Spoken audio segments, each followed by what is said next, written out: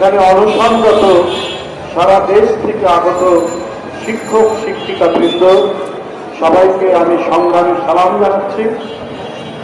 আপনাদের দাবি দেওয়া নিয়ে আমি এর আগে বেশ কয়েকবার এই বিষয় নিয়ে আমি নিজে চিন্তা ভাবনা করেছি এবং জানার চেষ্টা করেছি যে আপনাদের দাবি দেওয়াটা ন্যায়সঙ্গত কিনা। তো আমি দেখেছি এটা শতকরা 100% ন্যায়সঙ্গত।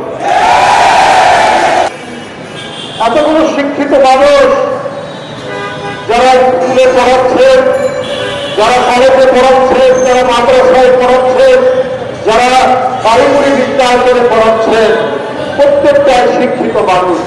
তারা আজকে ফুটপাতে বসে তাদের দাবির সাপেক্ষে অনশন করছে।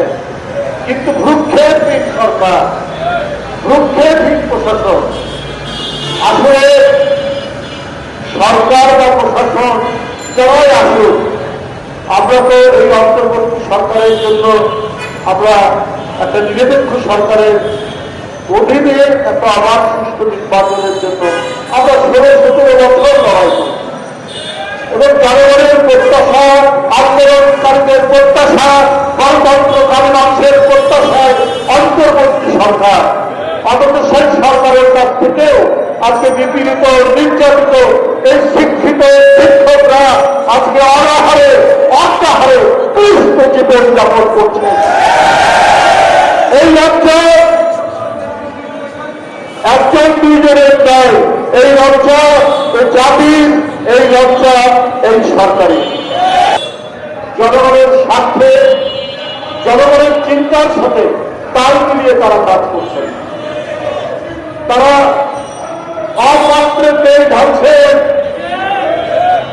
যার মাথা শুকনো, যার মাথায় তেল পড়ে না সেই মাথায় তেল দেন না। এইটা কোন কার্যকর সরকারের কাজ হতে পারে না। অনেক দিন ধরে আমি জানি এই নন এমপিওভুক্ত যে শিক্ষা প্রতিষ্ঠানগুলো, তারা অনেক দিন ধরে তাদের দাবি দেওয়ার কথা বলছে, কিন্তু সবসময় আমরা দেখেছি ওই যে কথাটি বলেছেন, তারা এখনো এর ভিতরে ঘাপটি মেরে আপনার এই লাল ফিতার দৌরাত্মকে আপনার বলবৎ রেখেছেন, বজায় রেখেছেন। এটাও তো চিহ্নিত হওয়া দরকার।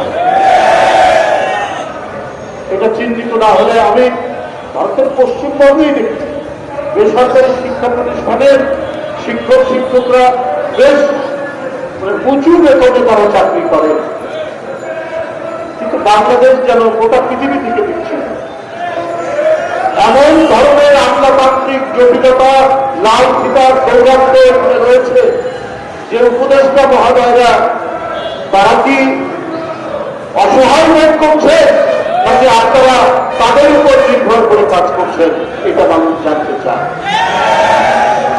আজকে শিক্ষা মন্ত্রণালয়, অর্থ মন্ত্রণালয় আজকে যদি জনগণের কথা ভাবে তারা কাজ করতেন, তাহলে এত দিন ধরে এই যে নিরন্ন মানুষ যারা প্রত্যেকেই শিক্ষিত লোক, তারা আজকে ফুটপাতে, তারা রাস্তার উপর দাঁড়িয়ে, রাস্তার উপর বসে দিনের পর দিন তারা দাবি আদায়ের জন্য অনশন করত।